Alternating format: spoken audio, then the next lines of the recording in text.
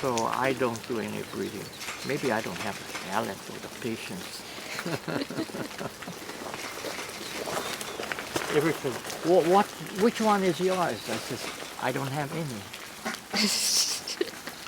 I said, You have all. How do they know when to pick? Is that based oh on the yeah. orders? Or? Well, I'll show you what standard we have. We pick according to the maturity. This is the real flower here. You know.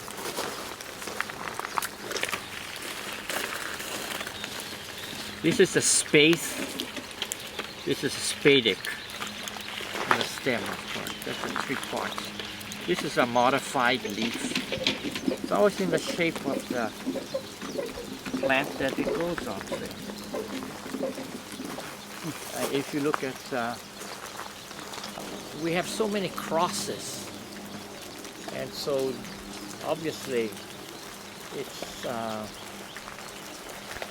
the leaf is not quite the shape of the flower, but those are Lindenian. We got good workers. I mean, I think they'll be gone this afternoon. We go half day when it's raining, you know. As long as we have enough pack, because we cannot shut down, and we're gonna make the deliveries. The deliveries are. So we run 7 days a week. What percent do you export to different countries? We used to be really big. I opened up the European market in 1971. And you know, by shipping flowers. A friend of mine, she grows flowers in Florida. And I was looking at things in Florida. I wanted to get into leather leaf too. It's very nice. It's used in all the flower shops. And so I was there to collect leather leaf. Her salesman, traveling salesman, their big nursery, was going to Rome. She asked me, Harold, do you want me to send some samples there for you? I said, sure, because I was always, I can't grow Anthurium and try to become anything just in Hawaii. It's too small. And so I had opened U.S. market, and of course people had been sending by air mail, but I wanted to do it to wholesalers, you know, in volume. And so I started to deal with big wholesalers on the mainland. Chicago, all of Detroit, New York, Philadelphia, Pittsburgh, Cleveland, Detroit, all over the country I went. Eventually, the European market became so big that they kicked us out. They raised the dogana, or the custom tariff, to 12% on freight as well as flour. They wanted us out of there. And they knew they could, because many of the rich people with greenhouses had a little bit of Anthurium as a hobby or something like that.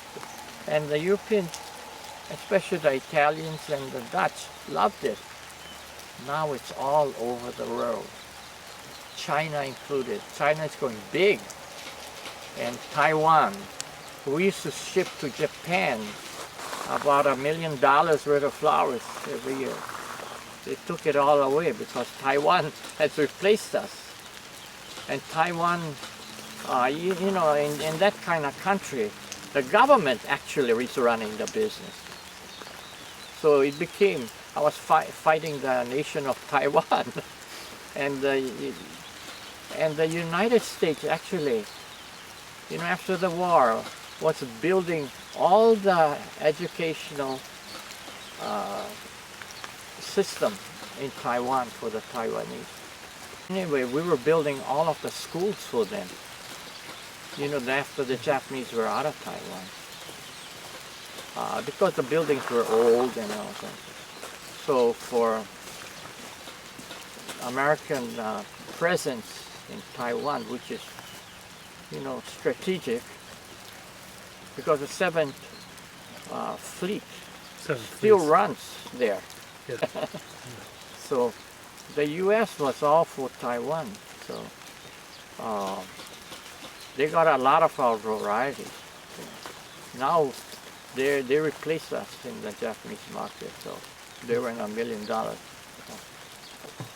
How did you first, in the 50s, after World War II, how did you first decide to start doing this? Well, I went to school in 1953.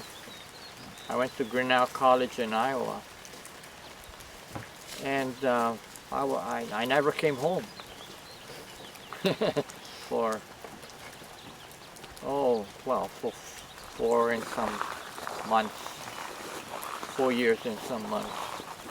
And I loved it up there because I had gone to a school in Iowa, Grinnell College, and I loved it. Those were the happiest years of my life. And I still go back, and I still got, good family friends there. And we go back and forth with each other. So some of my best friends lived there. And at one time I wanted to stay there. What brought you back? My father, he had a tire recapping business in a ranch. He had 8,000 acres up on the higher. What ranch was that? Tong Ranch we had bought, and that was 8,000 acres, 8,400 acres. That became a project. But you remember in the late 50s, I guess, there was a land boom in Hawaii on this island. That's where Puna developed. Yes. And my father had 8,400 acres. And he thought at one time, because he had a good friend, best friend, Nobriga, and Nobriga got him into the cattle business. But our land is rocky. You couldn't get enough grass growing for, real commercial. So it turned into a real estate project. And in real estate, when you sell it, well, it's not yours. But before that, we used to harvest hapu, the ferns. Mm-hmm. And we were really shipping a lot to the mainland. And we were breaking it up with the fiber and, all that stuff. Then the South America, not South America, but some of the small countries there, along Panama and area, they had the same genus, but not the same species. Ours was a softer trunk. Theirs were like wood, but they could still logs, We had machines like that. They got us out of the business. But that's, what's the country next to Panama? Costa Rica? Yeah, places like that. They went and took everything out of their forest. And when they did that, they went in with tractors too. That's what we use. Yeah. And they ruined the land for the native growth. So now it's cattle. You see, they are scrub lands. It looks like. Then how did you transition into anthuriums? Oh, in 1970s, I had been working with my father, but the land was sold and all that sort of thing. That tire recapping was passé after the war. So, and he was getting older anyway. So, when I was in college, my mother used to, all Christmas, Thanksgiving, I'm always a guest someplace, right? And I still go there, and they were my roommates and stuff like that, and same Hall brothers, and you know, and I became adopted by families. How did you end up in Grinnell, Iowa from here? Well, I know the college, I'm just curious. well, there was a counselor at the Hilo High School who was from Grinnell. Okay. But she was not the one that made me go there. There was a guy, he used to be the president of our Senate. He was in the 242nd. And after that, he went to Grinnell. And because as a veteran after the war, he was not an 18-year-old kid going into college, like many other veterans at that time on the GI Bill. And he actually, because he became a president of our territorial Senate. And he became student body president, became a buddy of the president of Grinnell, and Stevens was his name. And so he and my father were friends. He was a lawyer already, and I was having coffee with him at the drugstore, you know. I guess it's, so John said, no, your son's not going to go there. He's going to go to Grinnell. So John was a family friend, and he called Stevens, President Stevens, and he said, "You're applied already."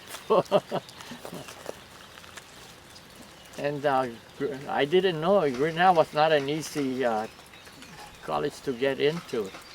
No, it's a very prestigious college. Yeah, and more so than when I was there now. I'm just amazed. Who's the billionaire from Nebraska? Buffett, Warren Buffett. He's on the board of trustees. Grinnell's very prestigious. Yeah.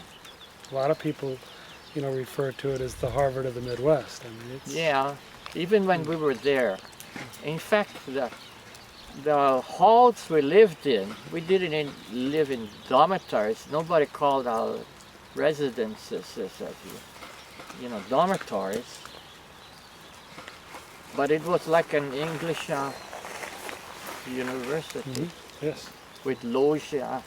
You walk through a loggia, you know, walkway, covered walkway, and you have a house mother, and it was really traditional.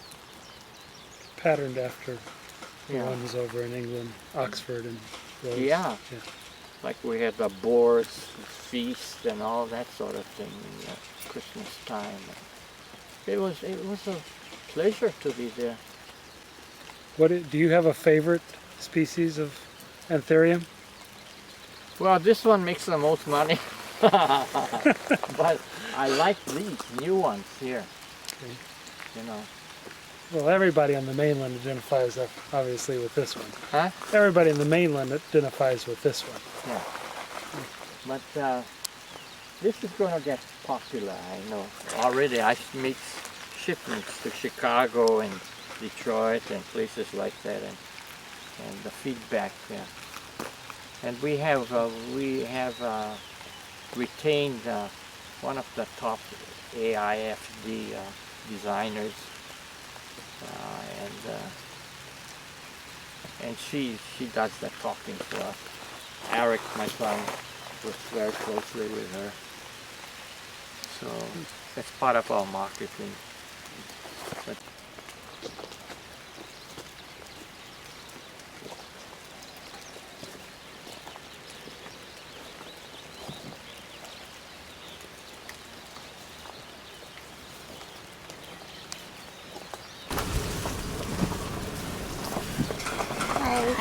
Hi.